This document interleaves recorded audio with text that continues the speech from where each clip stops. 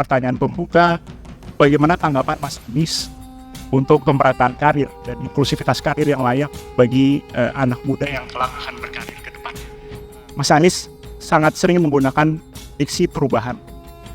Perubahan yang mana itu adalah suatu kata yang bersayap, memiliki banyak makna.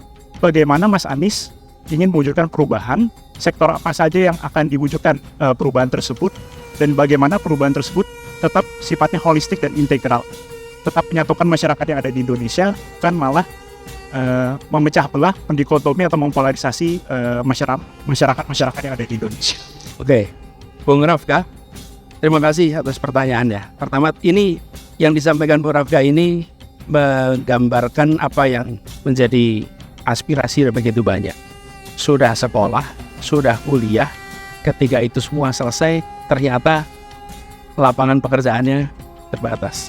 Sementara kita sering bilang, jangan beri ikannya, beri kailnya. Ya, beri kailnya. Masalahnya kolamnya udah habis dikapling-kapling. Jadi nggak bisa tuh pakai kail yang ada. Nah, saya melihat begini. Tadi saya sampaikan soal pertumbuhan di Indonesia. Pertumbuhan ekonomi itu apa? Pertumbuhan ekonomi artinya kegiatan perekonomian yang bertambah.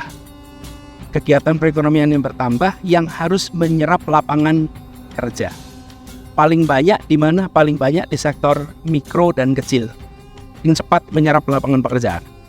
Jadi ketika saat ini konsentrasi perekonomian itu hanya bukan mayoritas ya 50% lebih di Pulau Jawa, itu artinya penyediaan lapangan pekerjaan juga berada di Pulau Jawa. Sementara yang pada kuliah ada di mana-mana. Ujungnya dari mulai SMA banyak yang sudah pindah ke Jawa, kuliahnya di Jawa supaya dapat pekerjaan di Jawa.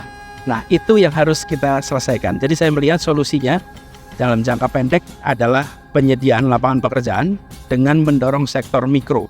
Cara mendorong sektor mikro bagaimana? Beberapa hal. Satu, insentif fiskal diberikan. Jadi misalnya rendahnya pajak untuk sektor mikro, itu insentif fiskal. Yang kedua, diberikan akses permodalan.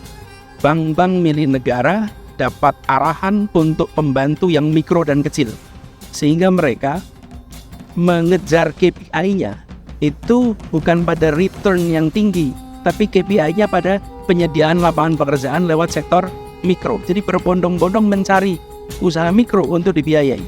Usaha mikro, salah satu tantangan utamanya adalah pembiayaan. Dibuat agar persyaratan untuk pembiayaan menjadi lebih sederhana. Hari ini seringkali meminjam uang untuk kegiatan mikro persyaratannya sama kompleksnya dengan meminjam uang untuk skala menengah dan besar.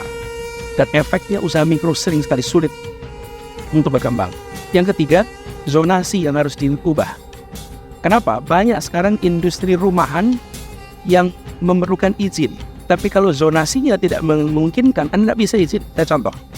Misalnya, Bung Rafka, rumahnya di sebuah kawasan perumahan begitu. Lalu Rafka punya kegiatan usaha untuk membuat kaos-kaos, topi-topi. Lalu Rafka ingin dapat izin usaha supaya bisa dapat NPWP, supaya dapat IUMK, izin usaha mikro kecil. Kalau punya NPWP, punya IUMK, maka Anda bisa daftar ke pasar online, bisa jualan online. Tapi begitu mengajukan izin, dilihat lokasinya di mana, di rumah. Oh, ini bukan zona usaha. Karena bukan zona usaha, tidak dikeluarkan izin usaha. Padahal Anda tidak membuat pabrik, Anda tidak membuat pertokoan. Ini adalah usaha rumahan yang hanya pakai satu ruangan di kamar Anda. Itu sektor mikro.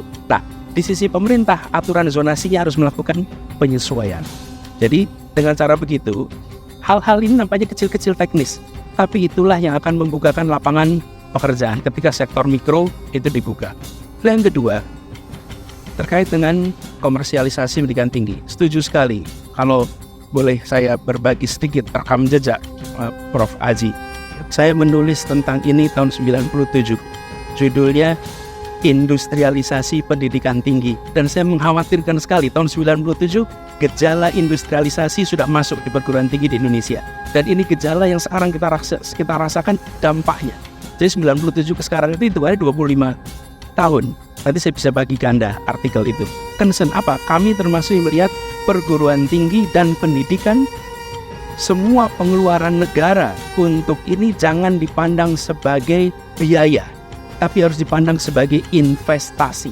Karena itu kita tidak usah ragu untuk mengeluarkan anggaran yang cukup agar pendidikan tinggi bisa menjadi tempat untuk pendidikan, tempat untuk pelatihan dalam artian untuk scientific, dan juga tempat pengembangan ilmu. Tidak dibebani tugas untuk mengelola, mencari dana untuk kegiatannya. Negara yang harus hadir. Jadi kami melihat biaya kuliah yang sekarang tinggi harus diubah menjadi biaya kuliah yang murah, yang terjangkau oleh seluruh keluarga yang ada di Indonesia.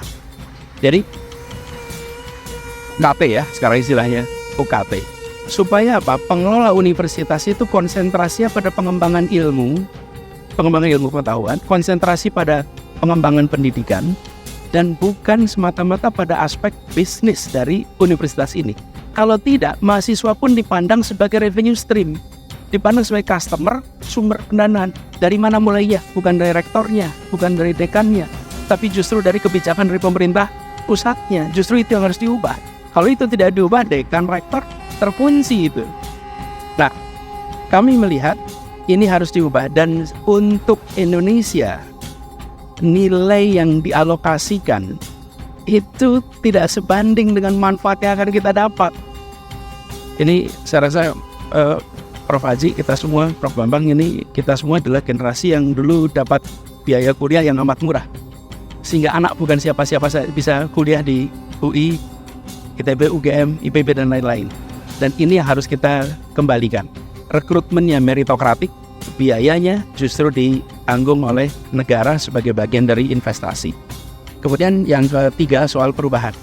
Nah, perubahan ini sebetulnya terjawab nomor 2 tadi. Apa ini mau diteruskan komersialisasi ini? Nggak mau diubah. Kalau komersialisasi nggak mau diubah, nggak usah ada perubahan. Justru perubahan itu justru kita ingin mengubah apa?